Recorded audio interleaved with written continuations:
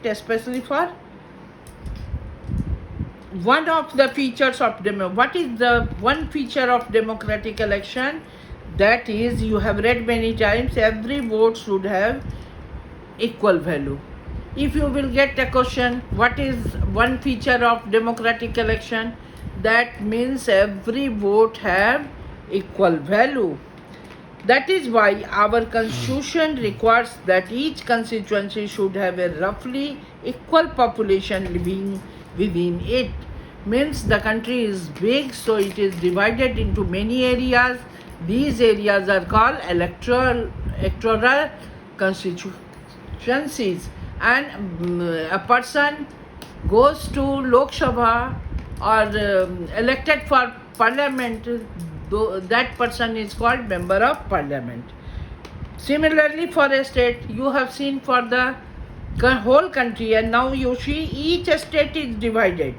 Difference is their country is divided, here a state is divided. Country is divided into 543 constituency, and a state is divided into a specific number of assembly constituency in order according to their population. Look here, the elected representative is called MP, a member of legislative assembly, or an MLA. Who are called an MLA? Member of legislative assembly. Each parliamentary constituency has within it several assembly constituency. The same principle applies for panchayat and municipal election. You know that for country, the country is divided into 543 constituencies. States are also divided in a specific number, and now you know that there is federalism in India. So third tier of government, panchayats and municipal election also, each village or town is divided into several wards that are like constituency. Each ward selects one member of the village or urban local body. You know urban and you know rural.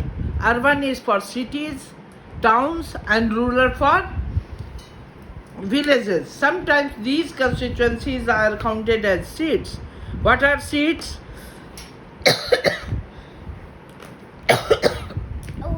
We count